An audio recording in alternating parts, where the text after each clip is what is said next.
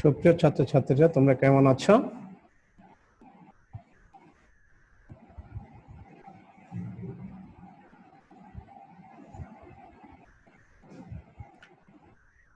আজকে আমরা শিডিউল অনুযায়ী হিসাব বিজ্ঞান প্রথম পত্রের প্রথম অধ্যায় থেকে দাখিলা নিয়ে আলোচনা করব।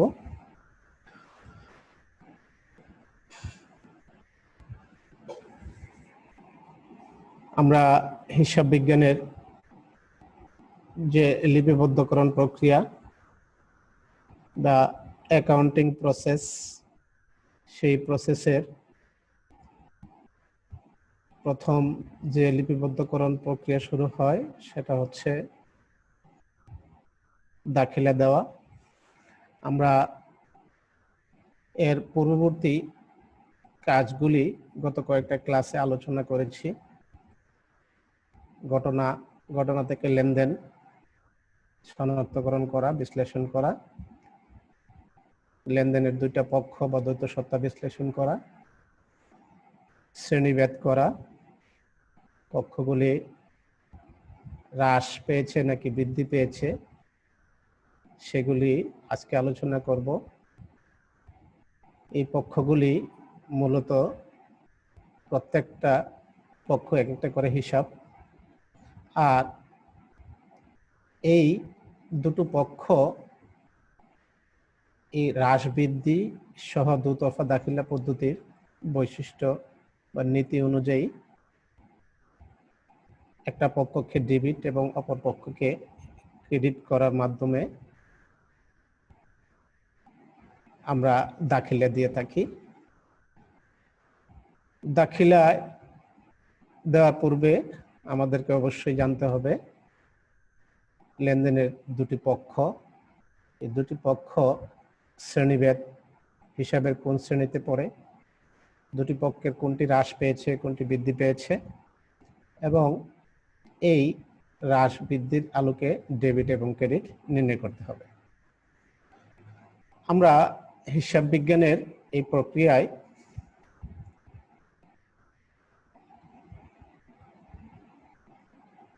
জাবেদা বইয়ে মূলত দাখিলাগুলি দিয়ে থাকি। একটা বই আমরা মেনটেন করি বা সংরক্ষণ করি, সেই বইটার নাম হচ্ছে জাবেদা বই। এই দাখিলাগুলি, লেনদেনের এই দাখিলাগুলি মূলত এই জাবেদা বইয়ে দেওয়া হয় তারিখের ক্রম অনুসারে। লেনদেনের যে তারিখগুলি রয়েছে বা সংঘটিত হওয়ার, ঘটনা সংঘটিত হওয়ার যে তারিখগুলি রয়েছে সেই তারিখ অনুযায়ী আমাদেরকে দাখিলা দিতে হয়। এর আগে আরেকটু গত ক্লাসে আমরা আলোচনা করেছিলাম যে লেনদেনের সোর্স ডকুমেন্ট বা উৎসে যে সকল প্রমাণপত্র বা দলিল থাকে সেগুলি আমরা চালান, ক্রয় চালান, বিক্রয় চালান, debit note, credit note, cash memo ইত্যাদি নিয়ে আমরা আলোচনা করেছিলাম। এর সাথে লিপিবদ্ধকরণ প্রক্রিয়ার জন্য আমাদের হিসাব বিজ্ঞানে যা ব্যবহার হয় সেটা হচ্ছে ভাউচার। ভাউচার একটা লেনদেনের একটা প্রামাণ্য দলিল, অফিসিয়াল অথেন্টিকেশনের ভিতরে থাকে। তো আমরা কিভাবে ভাউচার তৈরি করতে হয় এবং লেনদেনের শ্রেণীভেদে ভাউচারেরও শ্রেণীর পরিবর্তন হয় আমরা দেখেছি। নগদ বা ডেবিট ভাউচার, নগদ ডেবিট ভাউচার, নগদ credit voucher, bank debit voucher, bank credit voucher এবং জার্নাল ভাউচার। অথবা যদি আমরা নগদকে আলাদা না করি, ডেবিট ভাউচার, ক্রেডিট ভাউচার এবং জার্নাল ভাউচার। এই ভাউচারের মাধ্যমেই মূলত আমরা লেনদেনগুলির দুটি পক্ষ বিশ্লেষণ করে ডেবিট এবং ক্রেডিট নির্ণয় করে ফেলি। এই ভাউচার থেকে সরাসরি আমরা যে বইয়ে লিখে থাকি সেই বইটার নামই হচ্ছে জাবেদা বই, এবং যে যা লিখি তার নামই হচ্ছে দাখিলা। আমরা আজকে কিভাবে এই দাখিলা লিখতে হয় বা জাবেদা বইয়ের বৈশিষ্ট্যগুলি কি কি আমরা একটু আলোচনা করি। চলো তোমাদেরকে স্ক্রিন শেয়ারে নিয়ে যাই।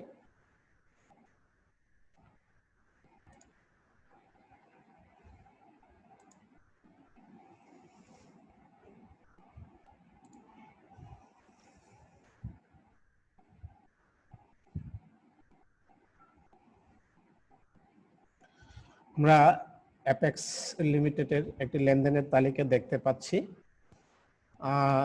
তারিখ ছিল লেনদেনের 1/4/2020। লেনদেনটি ছিল মূলধন বা শেয়ার মূলধন পাওয়া গেল, টাকার পরিমাণ হচ্ছে 50 লাখ টাকা। আমরা যদি এটাকে লেনদেনের প্রকার বলি তাহলে এটা নগদে ঘটেছে। নগদ লেনদেন ব্যাংকের মাধ্যমে হতে পারে, সাধারণত ব্যাংকের মাধ্যমে হয়। আর যদি এক মালিকানা কারবার হয়ে থাকে সেক্ষেত্রে শুধু মূলধন, তখন সেটা নগদে হতে পারে বা হাতে নগদ তহবিলের মাধ্যমে হতে পারে। আমরা লেনদেনের প্রকার পেলাম। এরই সাথে আমরা যদি এই লেনদেনের প্রামাণ্য দলিল চিন্তা করি তখন আমাদের কি লাগবে?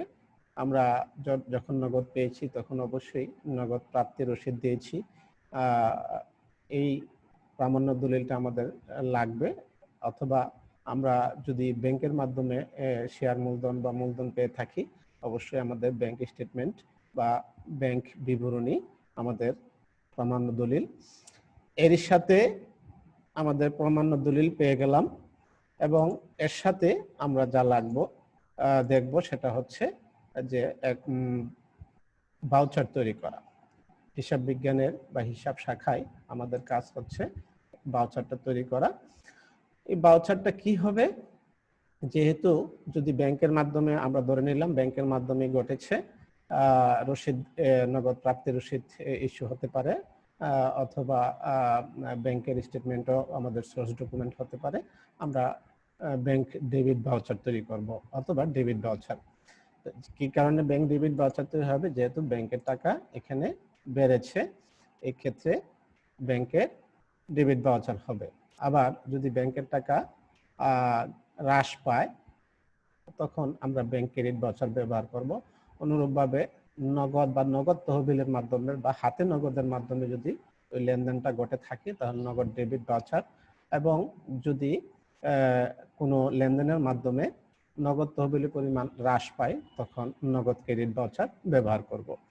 এই ডেবিট ভাউচার ক্রেডিট ভাউচারে আমরা এই যে লেনদেনের দুটি পক্ষ, এই যে দ্বৈত সত্তা, এর মাধ্যমে মূলত আমরা ভাউচারের ভিতরে লিপিবদ্ধকরণ করে ফেলি।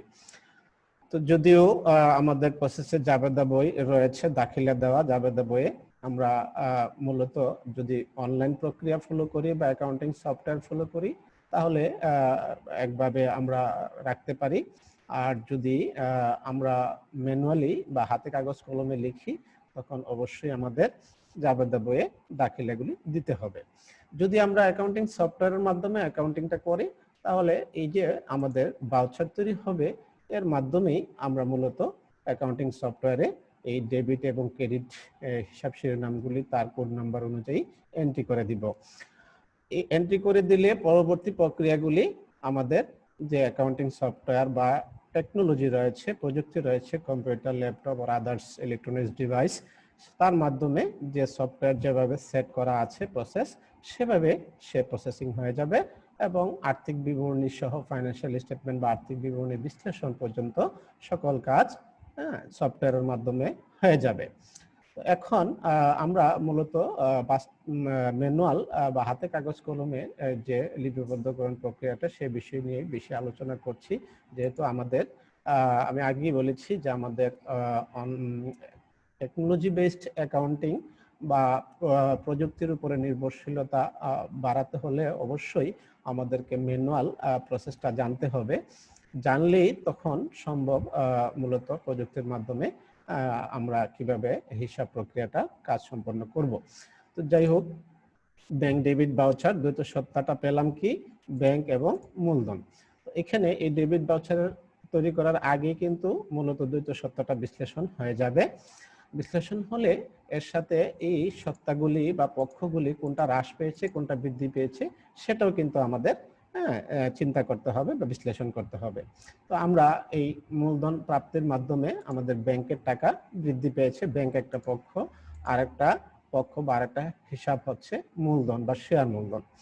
তো এখন আমরা যদি হ্রাস বৃদ্ধির কথা চিন্তা করি, ব্যাংকের অ্যাপেক্স লিমিটেডের ব্যাংকের টাকাও বৃদ্ধি পেয়েছে, শেয়ার মূলধনও বৃদ্ধি পেয়েছে। এই লেনদেনের দুটো পক্ষই মূলত বৃদ্ধি পেয়েছে। এখন ডেবিট ক্রেডিট নির্ণয়ের পালা। আমরা ডেবিট ক্রেডিট নির্ণয় করব। তো যেহেতু যেভাবে ডেবিট ক্রেডিট নির্ণয়ের নীতিমালা রয়েছে, আমরা জানি যে ডেবিট ক্রেডিট নির্ণয়ের বা হিসাবের ডেবিট ক্রেডিট নির্ণয়ের কিছু নীতি রয়েছে। আমরা যদি সম্পদের শ্রেণীভেদ অনুযায়ী সম্পদ এবং ব্যয় যদি বৃদ্ধি পায়, তখন আমরা ডেবিট করব ওই হিসাব শিরোনামকে বা ওই পক্ষকে। আর যদি সম্পদ এবং ব্যয় হ্রাস পায়, তখন আমরা এটাকে ক্রেডিট করব। তো এখানে ব্যাংক, আমরা জানি হিসাবের শ্রেণীভেদ যদি করি, তাহলে ব্যাংক হচ্ছে সম্পদ এবং সম্পদ বৃদ্ধি পেয়েছে, সেজন্য ব্যাংক হিসাব ডেবিট হবে বা ব্যাংক ডেবিট হবে। শেয়ার মূলধন, আমরা হিসাবের ডেবিট ক্রেডিট নির্ণয়ের প্রণালীতে আমরা বা নীতিতে দেখছি যে দায়, মালিকানা সত্ত্ব এবং আয়, এই 3 প্রকারের হিসাব শিরোনাম যদি বৃদ্ধি পায় তাহলে ক্রেডিট হয়, আর সম্পদ ও ব্যয়ের ক্ষেত্রে বৃদ্ধি পেলে ডেবিট হয়। তাহলে এখানে মূলধন বা শেয়ার মূলধন হচ্ছে মালিকানা সত্ত্ব, এর সাথে দায় এবং আয়, এই 3 প্রকারের হিসাব শিরোনাম বৃদ্ধি পেলে ক্রেডিট হবে আর হ্রাস পেলে ডেবিট হবে। তো এই শেয়ার মূলধন প্রাপ্তির মাধ্যমে এই অ্যাপেক্সের হিসাবের বহিতে আমরা দেখছি যে মূলধন ও শেয়ার মূলধন বা মূলধন বা শেয়ার মূলধন বৃদ্ধি পেয়েছে, যেহেতু এটা মালিকানা সত্ত্বর একটা এলিমেন্ট, সুতরাং এটা বৃদ্ধি পেয়েছে। মালিকানা সত্ত্ব যদি বৃদ্ধি পায় তাহলে আমরা ক্রেডিট করে থাকি।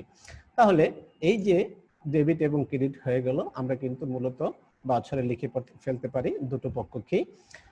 ওই দুটো পক্ষ যদি আমরা বইয়ে লিখি, তখন তারিখের ক্রম অনুযায়ী তখন আমরা কি লিখব?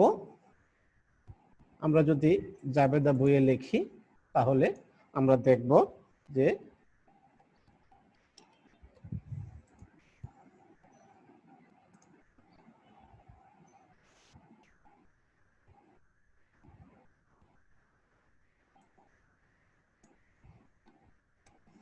আজকে আমরা এই জাবেদা বইয়ে দাখিলা দেওয়ার নিয়মটাই দেখি। মূলত 1/4/2020 তারিখে ঘটেছিল লেনদেনটা। কি ঘটেছিল? ঘটেছিল মূলধন প্রাপ্তি। তো সেক্ষেত্রে আমরা দুটি পক্ষ বাউচারের মাধ্যমে ব্যাংক ডেবিট বাউচারে দেখেছি, ব্যাংক হিসাব এবং শেয়ার মূলধন হিসাব। তো ব্যাংক হিসাব ডেবিট হয়েছে আর শেয়ার মূলধন হিসাব ক্রেডিট হয়েছে। এই তারিখের ক্রম অনুযায়ী যে লেনদেনগুলির বাউচার তৈরি হয়েছে, সেগুলি এই তারিখের ক্রম অনুযায়ী লেখা যে বইটা, তার নামই হচ্ছে জাবেদা বই। তাহলে প্রাথমিকভাবে আমরা মূলত জাবেদা বইয়ে আমরা এই দাখিলাগুলি লিপিবদ্ধ করে থাকি। তাহলে দাখিলাগুলি আমাদের থাকে কোথায়? জাবেদা বইয়ে। জাবেদা হিসাবের প্রাথমিক বইও বলা হয় থাকে জাবেদা বইকে। মূলত আমরা যে কাজটা, বইয়ের নাম হচ্ছে জাবেদা, আবার এর পরবর্তী প্রক্রিয়ায় বা হিসাব অ্যাকাউন্টিং প্রসেসের যে এর পরে যে প্রক্রিয়া রয়েছে বা প্রসেস রয়েছে, সেটা হচ্ছে খতিয়ান বই। আমরা জাবেদা বইয়ে দাখিলা দেওয়ার পরে তারপরে আমরা খতিয়ান বইয়ে সেগুলি প্রত্যেকটা আলাদা আলাদা শিরোনামে আমরা উপস্থাপন করি বা হিসাব শিরোনামে, বা একই সময় একটা নির্দিষ্ট সময়ের পর্যন্ত আমাদের একসাথে কোনো হিসাবের উদ্বৃত্ত জানা যায় বা ডেবিট ক্রেডিট কতটুকু হয়েছে, সবগুলি তথ্য জানা যায় এই হিসাবের মাধ্যমে। ওই হিসাবগুলি আমরা সংরক্ষণ করি খতিয়ান বইয়ে। তাহলে জাবেদা বইয়ে আমরা মূলত দাখিলা দিয়ে থাকি। অনেকেই আমরা এই কথাটা বলে থাকি জাবেদা দিই, আসলে আমরা মূলত জাবেদা দেই না, আমরা জাবেদা বইয়ে দাখিলাগুলি দিয়ে থাকি। এটা অবশ্য সবসময় খেয়াল রাখতে হবে, আমরা মূলত দিচ্ছি দাখিলা। তাহলে এই দাখিলা দেওয়ার পূর্বে আমরা যে সোর্স ডকুমেন্টগুলি খুঁজবো, সেটা হচ্ছে যে এই লেনদেনের সোর্স ডকুমেন্ট রয়েছে, নগদ প্রাপ্তির রসিদ, ব্যাংক স্টেটমেন্ট, চেক, এরকম ক্রয় চালান, বিক্রয় চালান, ট্রেজারি চালান, এই বিভিন্ন ধরনের বা ইনভয়েস রয়েছে, এলসি রয়েছে, আমদানি রপ্তানি বাণিজ্যের ডকুমেন্টগুলি, বিল অফ এক্সপোর্ট রয়েছে, বিল অফ এন্ট্রি রয়েছে, এই সকল ডকুমেন্ট, চুক্তি রয়েছে, বিভিন্ন ধরনের কন্ট্রাক্ট হয়, এগ্রিমেন্ট হয়, লিজিং কোম্পানির সাথে বা বাইরের সাথে, সেগুলি সহ সকল কিছুই মূলত সোর্স ডকুমেন্ট, বা কোর্টের রায় আছে, আদালতের রায়গুলি থাকে, সেগুলিও সোর্স ডকুমেন্ট। আমরা এই সোর্স ডকুমেন্টের উপরে ভিত্তি করে আমরা ভাউচারগুলি তৈরি করব। ভাউচার তৈরি করার পরে আমরা এখানে তারিখের ক্রম অনুসারে লিখে ফেলবো জাবেদা বইয়ে, এরই নাম হচ্ছে দাখিলা দেওয়া। তো আমরা প্রথম লেনদেনের যে দাখিলা সেটা জানলাম, ব্যাংক হিসাব ডেবিট 50 লক্ষ টাকা এবং শেয়ার মূলধন ক্রেডিট। কিভাবে হলো? শেয়ার মূলধন আনয়ন হলো 50 লক্ষ টাকা প্রাপ্তি ঘটেছে, আমরা এটা দুটো পক্ষ পেলাম। দুটো পক্ষ কি কি ছিল আমরা আবার দেখি।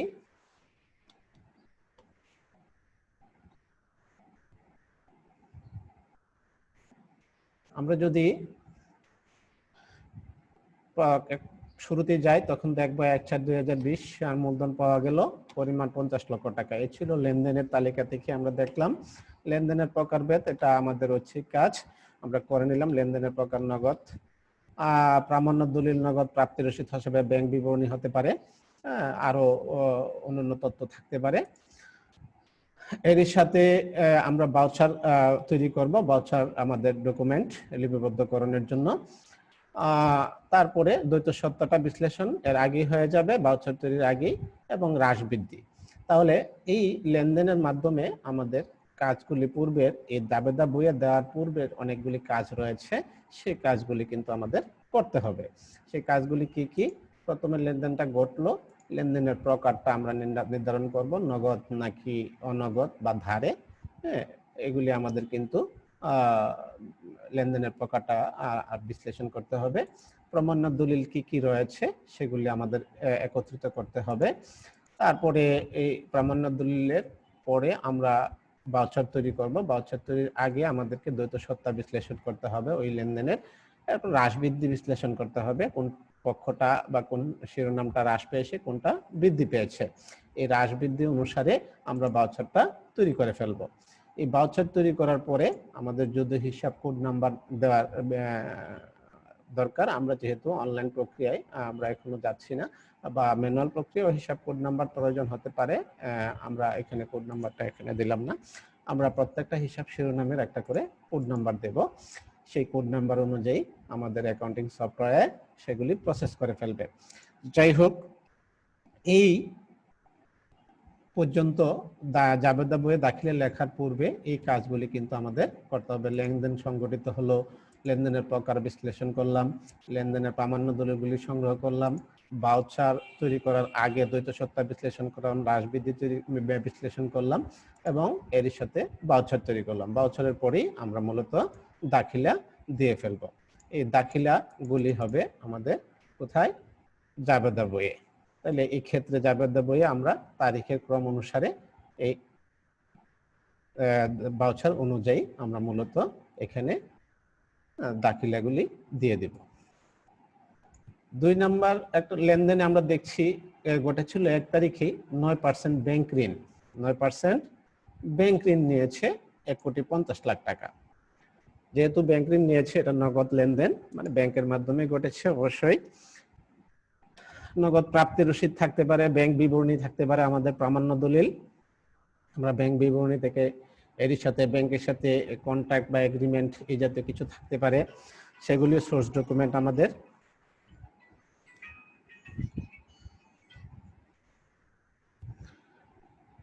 এর সাথে আমরা 1.5 কোটি টাকা পেলাম। তাহলে আমরা যদি ভাউচার তৈরি করি তখন আমাদের দুইটা পক্ষ কি কি থাকবে?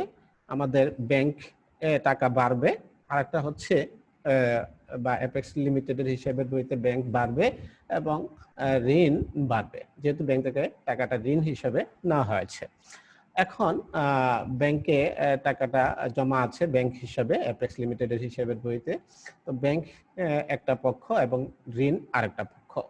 এখন ওই লেনদেনের মাধ্যমে ব্যাংক এর পরিমাণও বৃদ্ধি, ব্যাংকে জমা টাকার পরিমাণও বৃদ্ধি পেয়েছে, আবার ঋণের পরিমাণও বৃদ্ধি পেয়েছে। তাহলে আমরা যখন ভাউচারটা তৈরি করব তখন অবশ্যই আমরা জানি ব্যাংক ডেবিট হলে ব্যাংক ডেবিট ভাউচার তৈরি করব। তাহলে ব্যাংক ডেবিট ভাউচার তৈরি করব। ব্যাংক ডেবিট ভাউচার তৈরি হলে করার জন্য আমরা যে দুইটা পক্ষ লিখব, কোনো ডেবিট বা ভাউচারে একটা পক্ষ লিখে থাকেন। তো যাই হোক, আমরা দুইটা পক্ষ লিখলে আরো স্বচ্ছ, মানে আরো ভালো হয়। পরবর্তী অপর পক্ষটা কি থাকে সেটা বোঝা যায়, অথবা এখানে ব্যাংক ডেবিট তো আছেই, অনেক জায়গায় এরকম প্রচলনও আছে, তোমরা বাস্তব জীবনে দেখতে পাবা। যে ব্যাংক ডেবিট আছে, শুধু ক্রেডিট হিসাব শিরোনামটা ব্যাংক ডেবিট ভাউচারে উল্লেখ করা হয়, তাহলে হয়ে যায়। তো সময়ের স্বল্প সময় লাগে। যাই হোক, আমরা এখানে দুটো পক্ষই ইচ্ছে করলে ভাউচার ডেবিট ভাউচারে দিতে পারি, ব্যাংক হিসাব ডেবিট এবং 9% ঋণ। ডেবিট ক্রেডিট কেন হলো? আমরা ব্যাংকের টাকা, আমাদের ব্যাংকের টাকার পরিমাণ বৃদ্ধি পেয়েছে ঋণ গ্রহণের মাধ্যমে, আবার ঋণের পরিমাণও বৃদ্ধি পেয়েছে। ব্যাংক হিসাব আমাদের সম্পদ, ব্যাংকে জমা টাকা, সে সম্পদ বৃদ্ধি পেলে ডেবিট হয়। আমরা ডেবিট ক্রেডিট হিসাবে ডেবিট ক্রেডিট ঋণের ফর্মুলা থেকে জানলাম। আবার আমরা জানি যে ঋণ একটা দায় হিসাব, দায়ের শ্রেণীতে পড়ে। তো এই দায় বৃদ্ধি পেয়েছে, দায় বৃদ্ধি পেলে ক্রেডিট হয়। তাইলে ব্যাংক হিসাব ডেবিট এবং ঋণ হিসাব ক্রেডিট, এই হ্রাস বৃদ্ধি অনুসারে ডেবিট ক্রেডিট আমাদের নির্ণয় করলাম ভাউচার ডেবিট, ব্যাংক ডেবিট ভাউচারে। সেই ডেবিট ভাউচার দেখে সরাসরি তারিখ অনুযায়ী আমরা জাবেদা বইয়ে দাখিলাটা দিয়ে দিব। কি লিখলাম? ব্যাংক হিসাব ডেবিট 9% ঋণ ক্রেডিট 1,50,000, 1,50,00,000, 1,50,00,000। এই ছিল আমাদের দ্বিতীয় যে লেনদেনটা ছিল তার জাবেদা বইয়ে দাখিলা। পরবর্তী পর্যায়ে আর একটা লেনদেন আছে অফিসের জন্য বাণিজ্যিক স্পেস বা ভবন ক্রয় আর কি। মূলত 2000 স্কোয়ার ফিট, 1000 স্কোয়ার ফিট, 1800, 1200 যাই হোক, একটা পরিমাণ এমনি আনুমানিক উল্লেখ করলাম। 1 কোটি টাকা দিয়ে কিনলো। আমাদের অফিস স্পেস বা অ্যাপেক্সের অফিস স্পেসের জন্য 1 কোটি টাকা নগদের লেনদেন বা ব্যাংকের মাধ্যমে হয়েছে, এটা নগদ লেনদেন। আমরা এর জন্য মূলত ওই প্রতিষ্ঠানের ক্যাশ মেমো পেতে পারি। ওই প্রতিষ্ঠান, যে প্রতিষ্ঠান থেকে আমরা স্পেসটা কিনেছি বা অ্যাপেক্স কিনেছে, ওই প্রতিষ্ঠান থেকে টাকা প্রাপ্তির যে একটা রসিদ রয়েছে, টাকা ওই প্রতিষ্ঠান যে টাকা পেয়েছে ইলেকট্রনিক্স ফর্মে হোক, চেকে হোক, অর ব্যাংক বিবরণ ব্যাংকের মাধ্যমে হোক, যে মাধ্যমে পেয়ে থাকে আমরা একটা সোর্স ডকুমেন্ট পাবো। অথবা আমরা আরো পাবো, সেটা হচ্ছে রেজিস্ট্রেশন, বা আমরা যেগুলি ভূমি বা দালান কোটা সম্পদ ক্রয়ের জন্য যে রেজিস্ট্রেশন করতে হয়, সেই রেজিস্ট্রেশনের জন্য যে ডকুমেন্ট রয়েছে, হ্যাঁ, সেই ডকুমেন্টগুলি আমরা কিন্তু এখানে সোর্স ডকুমেন্ট হিসাবে ব্যবহার করব। সেখানে জমির পরিমাণ, দাগ নাম্বার এবং বা ভূমির পরিমাণ, সকল কিছু, মূল্য কত, রেজিস্ট্রেশন ফি কত, সকল কিছু উল্লেখ থাকে। তো আমরা সব মিলিয়ে এর মূল্য 1 কোটি টাকা লিখে ফেললাম।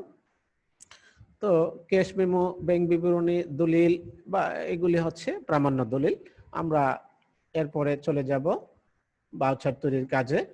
যেহেতু এটা অফিস স্পেস বা ভবন ক্রয় বা দালান কোটার ভিতরে পড়ে, আমরা একটা উপযুক্ত শিরোনাম এখানে আগেই আমাদের দ্বৈত সত্তা বিশ্লেষণের সময় আমাদের শিরোনামটা দিয়ে দিতে হবে। দিলে আমরা পরবর্তী প্রক্রিয়াগুলি আমাদের সহজ থাকবে। এবং এই শিরোনামগুলি সব সময় আমাদের চিন্তা করতে হবে যে একই জাতীয় যেন হয়। ওই একই জাতীয় সম্পদের ক্ষেত্রে আমরা যে শিরোনামটা সকল অন্যান্য একই জাতীয় সম্পদের ক্ষেত্রে সকল ক্ষেত্রে ওই শিরোনামটা ব্যবহার করব। এক জায়গায় আসবাবপত্র, এক জায়গায় অফিস সরঞ্জাম, এক জায়গায় এভাবে ব্যবহার করলে চলবে না। তো সুতরাং আমরা যখন হিসাব শিরোনাম দিব দুটো পক্ষের, তখন কিন্তু উপযুক্ত শিরোনামটা দিতে হবে। এবং এই শিরোনামটা অবশ্যই আমরা জানি যে আন্তর্জাতিক হিসাব মান রয়েছে, ইন্টারন্যাশনাল অ্যাকাউন্টিং স্ট্যান্ডার্ড বা ইন্টারন্যাশনাল ফাইন্যান্সিয়াল রিপোর্টিং স্ট্যান্ডার্ডে সারা পৃথিবীতে যে শিরোনামে তাকে এক নামে চিনবে, সেই নামটাই কিন্তু আমাদের ব্যবহার করতে হবে। এখন আমরা দেখলাম যে দালান কোটা এটা উপযুক্ত শিরোনাম।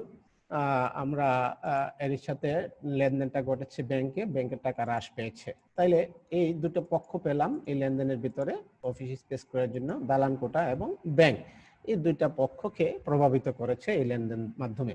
তাহলে এখন আমরা হ্রাস বৃদ্ধি চিন্তা করি। দালান বা কোটা বা অফিস স্পেসের পরিমাণ বৃদ্ধি পেয়েছে, আর ব্যাংক এর জমা টাকার পরিমাণ হ্রাস পেয়েছে। এখন দুটোই কিন্তু শ্রেণীভেদ যদি করি, তাহলে সম্পদ হিসাবে শ্রেণী করলে দুটোই সম্পদ। তো আমরা যদি সম্পদ বৃদ্ধি পেলে ডেবিট হয়, সুতরাং দালান কোটা আমাদের ডেবিট হবে। আর ব্যাংক আমাদের বা ব্যাংকে জমা টাকার পরিমাণ হ্রাস পেয়েছে, সেজন্য বা সম্পদ হ্রাস পেয়েছে, সেজন্য ব্যাংক ক্রেডিট হবে। তো এখানে আমরা ভাউচার তৈরি করব মূলত bank credit voucher. Bank credit voucher তৈরি করব। এই ব্যাংক ক্রেডিট ভাউচার তৈরি করা হলে দুটো পক্ষ পেয়ে গেলাম, টাকার পরিমাণ পেয়ে গেলাম। আমরা এখান থেকে সরাসরি আমরা লিখে ফেলতে পারবো জাবেদা বইয়ে। জাবেদা বইয়ে আমরা লিখব দালান কোটা, ওই তারিখটা এখানে লিখব, এবং ব্যাংক দালান কোটা ডেবিট, ব্যাংক হিসাব ক্রেডিট। এই ছিল তৃতীয় যে লেনদেনটা ছিল। এর পরবর্তী লেনদেন হচ্ছে আসবাবপত্র ক্রয়। আসবাবপত্র ক্রয় করেছে 10 লক্ষ টাকা, এটা নগদে হয়েছে বা ব্যাংকের মাধ্যমে আমরা নগদ লেনদেন। আমরা ওই প্রতিষ্ঠানের ক্যাশ মেমো প্রামাণ্য দলিল হিসেবে নিতে পারি, অথবা আমরা যদি ব্যাংকের মাধ্যমে টাকাটা পেমেন্ট করে থাকি তাহলে ব্যাংক বিবরণী বা চেক বা ইলেকট্রনিক্স কোনো ওয়ে থাকলে সেটা সেভাবে পেমেন্ট প্রসিডিউর আমরা দেখব। সেই পেমেন্ট প্রসিডিউরে ইলেকট্রনিক্স প্রামাণ্য দলিল হতে পারে, ব্যাংক বিবরণী হার্ড কপি হতে পারে, ক্যাশ মেমো হতে পারে হার্ড কপি আর ইলেকট্রনিক্স কপি। সেগুলি আমরা প্রামাণ্য দলিল হিসেবে বিবেচনা করব। সেই প্রামাণ্য দলিল থেকে পরবর্তী কাজ হচ্ছে আমাদের ভাউচার তৈরি করা, দুটি পক্ষ বিশ্লেষণ করা। দুটি পক্ষ বিশ্লেষণ করলাম যে আসবাবপত্র এবং ব্যাংক। ওই আসবাবপত্র ক্রয়ের মাধ্যমে প্রতিষ্ঠানে আসবাবপত্রের পরিমাণ বৃদ্ধি পেয়েছে আর ব্যাংকে টাকার পরিমাণ হ্রাস পেয়েছে। এখন আসবাবপত্র বৃদ্ধি পেল আর ব্যাংক হ্রাস পেল। আসবাবপত্র সম্পদ হিসাব ব্যাংক ও ব্যাংকে জমা টাকাও সম্পদ হিসাব। তাহলে এক সম্পদ হ্রাস পেল, আরেক সম্পদ হ্রাস পেল, আরেক সম্পদ বৃদ্ধি পেল। যে বৃদ্ধি পেল তাকে ডেবিট করব, আর যে সম্পদটা হ্রাস পেল তাকে ক্রেডিট করব। এই ডেবিট ক্রেডিট ঋণের মাধ্যমে আমরা মূলত, যেহেতু এখানে ব্যাংক ক্রেডিট হয়েছে, আমরা ব্যাংক ক্রেডিট ভাউচারটা লিখে ফেলবো, তৈরি করে ফেলবো। এরপরে আমরা চলে যাব দাখিলা দেওয়ার জন্য। আমরা দাখিলা দিব আসবাবপত্র হিসাব ডেবিট আর ব্যাংক হিসাব ক্রেডিট।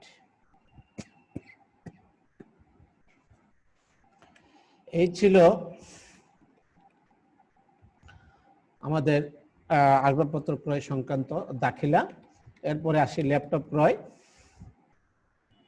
ল্যাপটপ ক্রয় আমরা দেখলাম 5 লক্ষ টাকা। দেখতে হবে ল্যাপটপ ক্রয় করেছে, অবশ্যই সেটা ব্যবহারের জন্য, বিক্রির উদ্দেশ্যে নয়। কিন্তু সম্পদ রিকগনাইজ করার আগে বা সম্পদ হিসাবে হিসাবভুক্ত করার আগে আমাদেরকে কিন্তু দেখতে হবে আমরা কি ওই পণ্য বিক্রির উদ্দেশ্যে কিনেছি নাকি ব্যবহারের উদ্দেশ্যে কিনেছি। ব্যবহারের উদ্দেশ্যে কিনলেই আমরা সেটা সংশ্লিষ্ট সম্পদ হিসাবে রিকগনাইজ করব।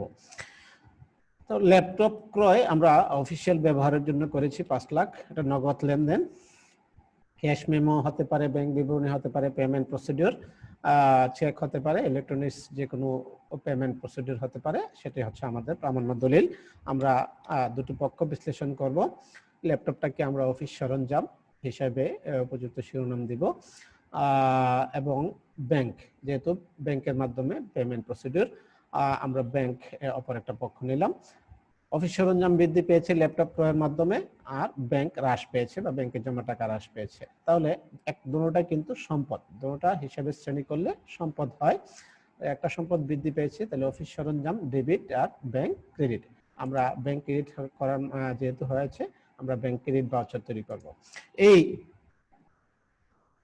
আমরা মূলত যখন জাবেদা বইয়ে লিখব তখন লিখব অফিস সরঞ্জাম ডেবিট, ব্যাংক হিসাব ক্রেডিট 5 লক্ষ টাকা। এই ছিল আমাদের ল্যাপটপ ক্রয়ের জন্য যে দাখিলা। পরবর্তী লেনদেন হচ্ছে সফটওয়্যার ক্রয়। আমরা জানি সম্পত্তির শ্রেণীভেদ রয়েছে, স্পর্শনীয় সম্পত্তি এবং অস্পর্শনীয় সম্পত্তি। পরবর্তীতে আমরা এগুলি আরো আলোচনা করব। স্পর্শনীয় সম্পত্তি এবং অস্পর্শনীয় সম্পত্তি, যে সকল সম্পদ স্পর্শ করা যায় তাকে স্পর্শনীয় সম্পত্তি বা টেনজিবল অ্যাসেট বলা হয়। আর অস্পর্শনীয় সম্পত্তি হচ্ছে যে সকল সম্পদ স্পর্শ করা যায় না, সেগুলি হচ্ছে ইনটেনজিবল অ্যাসেট বা অস্পর্শনীয় সম্পদ। এই অস্পর্শনীয় সম্পদ এখানে 20 লক্ষ টাকা। একটা সফটওয়্যার কিনেছে, ERP, enterprise resource planning system, 20 লক্ষ টাকা নগদ, এটা নগদ ঘটেছে। ক্যাশ মেমো, ব্যাংক বিবরণী আর ইলেকট্রনিক্স যে কোনো পেমেন্ট প্রসিডিউর আমাদের প্রামাণ্য দলিল ব্যাংক যেহেতু এখানে ব্যাংকের মাধ্যমে পরিশোধ করা হয়েছে, সেজন্য আমরা ব্যাংক ক্রেডিট ভাউচার তৈরি করব। এখানে দুটো শিরোনাম দিব, অস্পর্শনীয় সম্পদ। আমরা সরাসরি সফটওয়্যার ক্রয় নাম দিয়ে দিতে পারি, পরবর্তীতে অবশ্য সেটাকে আবার অস্পর্শনীয় সম্পদে রূপান্তর করতে হবে। সুতরাং আমরা এখানেই দ্বৈত সত্তা বিশ্লেষণের সময় তখনই উপযুক্ত শিরোনামটা দিয়ে দিব, যার ফলে আমরা পরবর্তী প্রক্রিয়ায় এটাকে সহজে অন্য জায়গায় পোস্টিং করতে পারবো বা হিসাবভুক্ত করতে পারবো। অস্পর্শনীয় সম্পদ বৃদ্ধি পেয়েছে, ব্যাংক হ্রাস পেয়েছে। অস্পর্শনীয় সম্পদ আমাদের বৃদ্ধি হওয়ার মাধ্যমে ডেবিট হবে এবং ব্যাংক ক্রেডিট হবে, এই জন্য আমাদের ব্যাংক ক্রেডিট ভাউচার হয়েছে। অস্পর্শনীয় সম্পদ ডেবিট এবং ব্যাংক ক্রেডিট আমরা যখন দাখিলা দিব জাবেদা বইয়ে, তখন আমরা দাখিলাতে চলে আসবো কোথায়, অস্পর্শনীয় সম্পদ debit 20 lakh, bank credit 20 lakh. এই ছিল অস্পর্শনীয় সম্পদ বা সফটওয়্যার ক্রয়ের।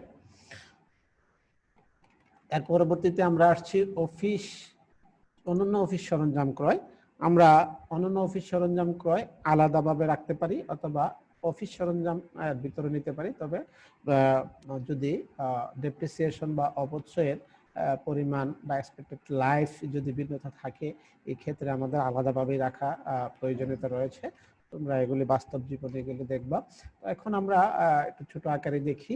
অন্যান্য অফিস সরঞ্জাম ক্রয় 1 লক্ষ টাকা নগদ ঘটেছে। আমরা ক্যাশ মেমো, ব্যাংক বিবরণী বা পেমেন্ট প্রসিডিউর যাই হোক সেটা প্রামাণ্য দলিল।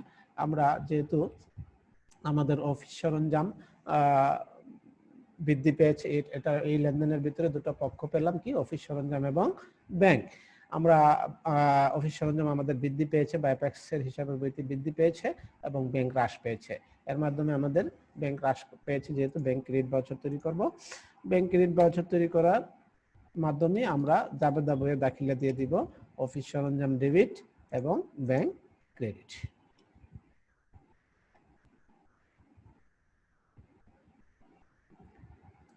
দুই 4/2020 তারিখে আমাদের একটা লেনদেন ঘটেছে, সেটা হচ্ছে নগদে পণ্য ক্রয় করা হলো ব্যাট সহ। আমরা ব্যাট মানে মূল্য সংযোজন কর, ব্যাট সহ ঘটেছে। ব্যাটের পার্সেন্টেজ বা হার হচ্ছে 15%। ব্যাট যে হারে দিতে হয় মূল্য সংযোজন কর, সেটা হচ্ছে 15%। তো ব্যাট সহ ক্রয় 12,07,500 টাকা ব্যাট সহ। তো এখানে নগদ লেনদেন, যেহেতু নগদে পণ্যটা ক্রয় করেছে, পণ্য ক্রয় কখন হবে, অবশ্যই বিক্রয়ের উদ্দেশ্যে।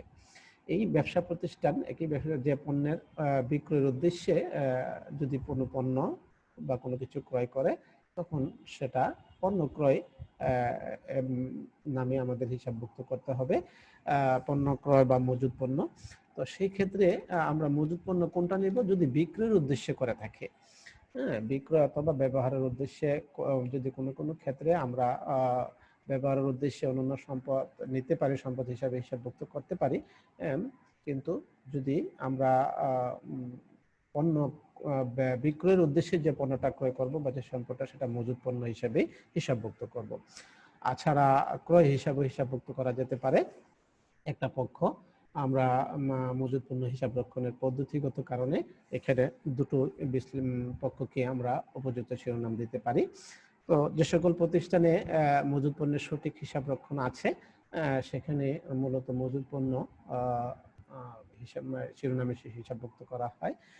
আর যদি মজুদ পণ্যের সঠিক হিসাব সংরক্ষণ না থাকে বা মজুদের সঠিক ব্যবস্থাপনা না থাকে, তাহলে হয়তো আমরা পণ্য ক্রয় হিসাবে হিসাবভুক্ত করি কালান্তিক মজুদ পদ্ধতিতে।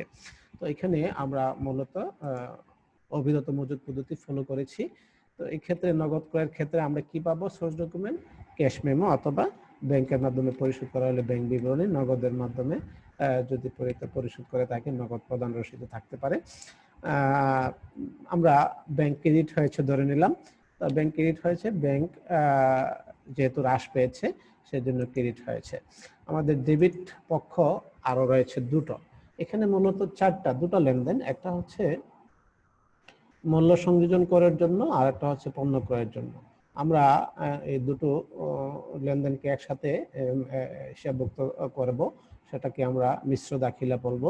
মিশ্র দাখিলায় আমরা যদি শুধু পণ্য ক্রয় করা হলো নিট ক্রয় যেটা ভ্যাট বাদে, তখন তার জন্য ভ্যাট বাদের অংশটা বা ভ্যাটটাকে বাদ দেওয়ার পর বা নিট করার পর যে পরিমাণটা থাকে সেটা আমরা মজুদ পণ্য বা ক্রয় একটা পক্ষ ধরবো, অপর পক্ষ হচ্ছে ব্যাংক।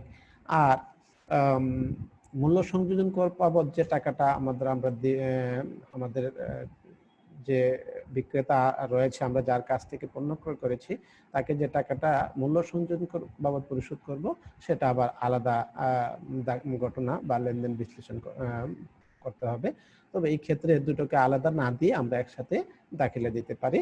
যেমন মজুদ পণ্য, প্রথমটার জন্য মজুদ পণ্য বা ক্রয় ডেবিট, ব্যাংক ক্রেডিট। কারণ মজুদ পণ্য বৃদ্ধি পেয়েছে, সেই জন্য এটা মজুদ পণ্য সম্পদ বৃদ্ধি পেয়েছে, সেই জন্য ডেবিট। আর ব্যাংক আর একটা সম্পদ, ব্যাংক হ্রাস পেয়েছে, সেই জন্য ক্রেডিট। আবার মূল্য সংযোজন কর ক্রয়ের জন্য বা ক্রয় ভ্যাট হিসাব শিরোনামও দিতে পারি, অথবা এটাকে ভ্যাট চলতি হিসাবে বলতে পারি। ভ্যাট চলতি হিসাব দিলেও চলবে। ক্রয়ের ভ্যাট নামে শিরোনাম রয়েছে। এছাড়া আমরা মূলত ভ্যাট নামকরণ করা হয়ে থাকে সংক্ষেপে ভিএটি, অথবা বাংলা যদি ভ্যাট শিরোনাম দিয়ে দিতে পারবা। তো এখানে আমরা মূলত ভ্যাট চলতি হিসাব শিরোনামটা ব্যবহার করব। এখানে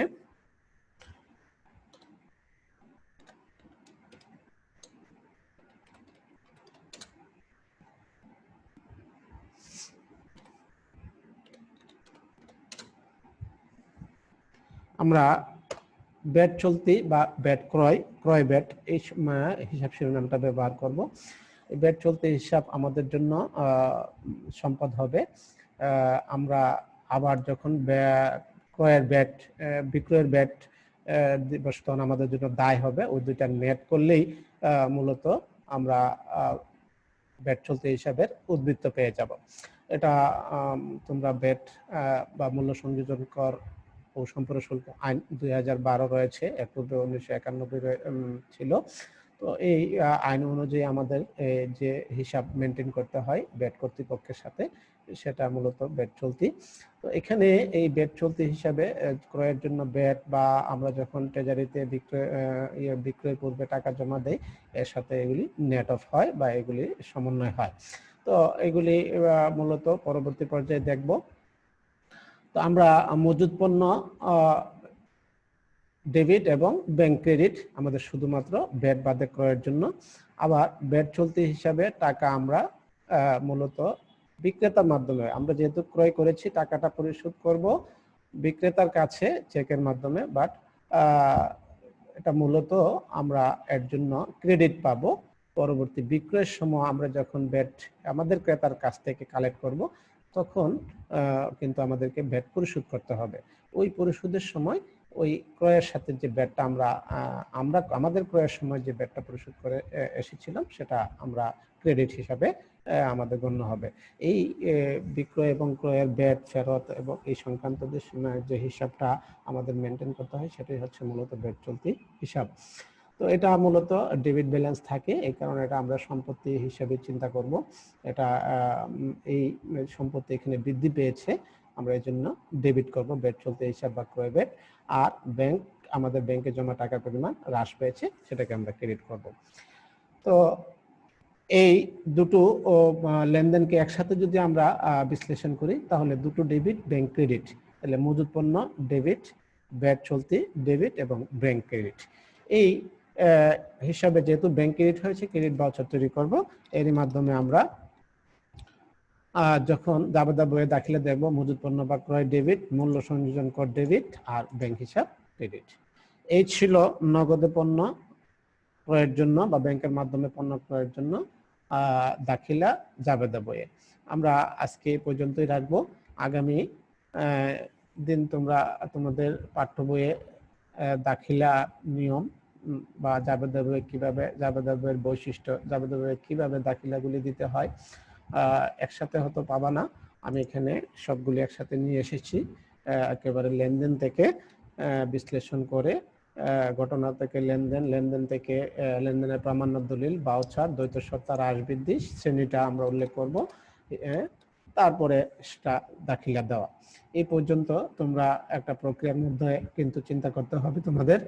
তোমরা যদি এই জায়গাটা ভালোভাবে আয়ত্ত করতে পারো, আমার মনে হয় যে হিসাব বিজ্ঞানে অন্তত পক্ষে তোমাদের জন্য কোনো সমস্যা হবে না।